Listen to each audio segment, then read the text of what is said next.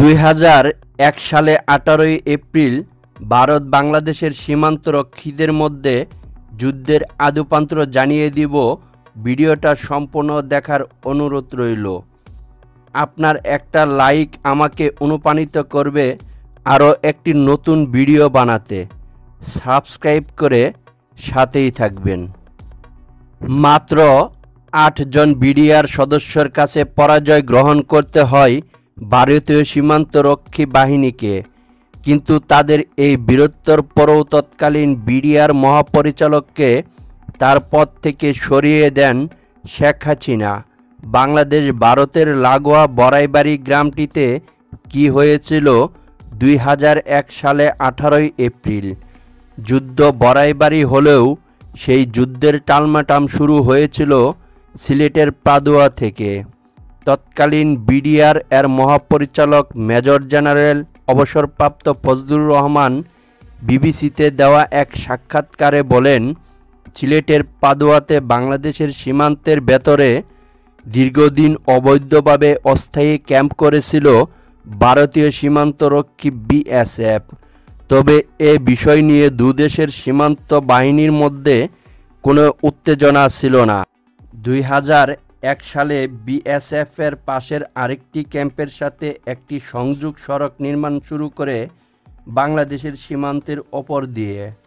এমন অবস্থায় বিডিআর একই জায়গায় একটি অপারেশন ক্যাম্প স্থাপন করেন।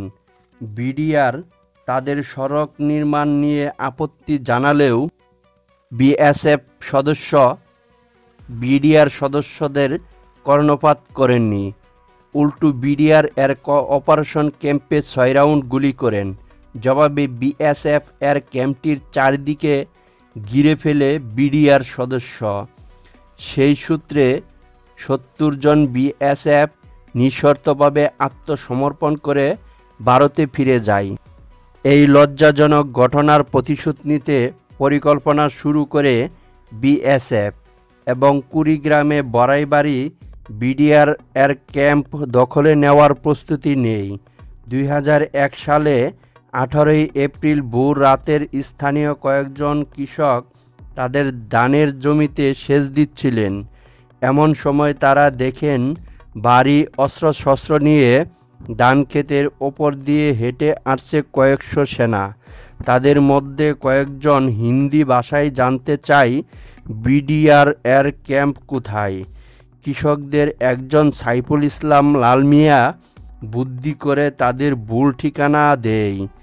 বিএসএফ সেদিকে রওনা হয়।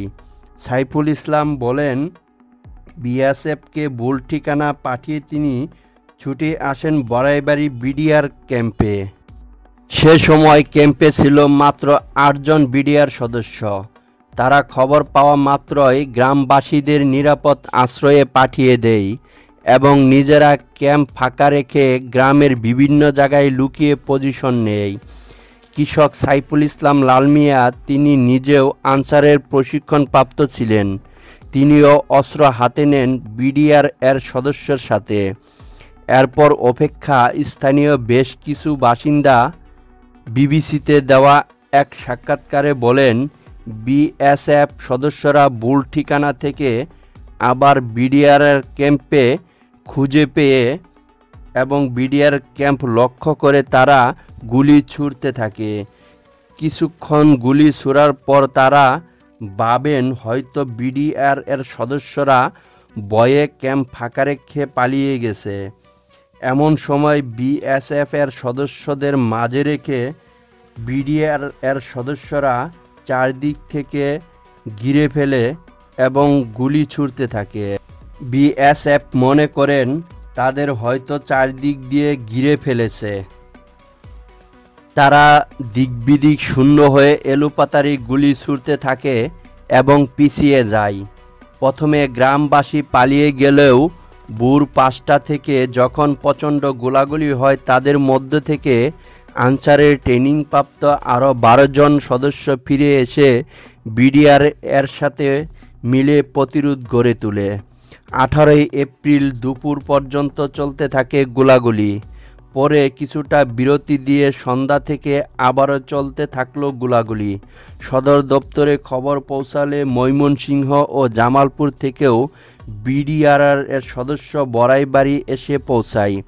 18 এপ্রিল সারাদিন সারা রাত এবং 19 এপ্রিল ও সারাদিন সারা রাত গোলাগুলি চলে। এক পর্যায়ে পালিয়ে যায় বিএসএফের সদস্যরা। এই যুদ্ধে 2 জন বিডিআর সদস্য মৃত্যুবরণ করলেও ভারতীয় সীমান্তরক্ষী বাহিনী বিএসএফের সদস্য প্রায় 18 জন মৃত্যুবরণ করেন।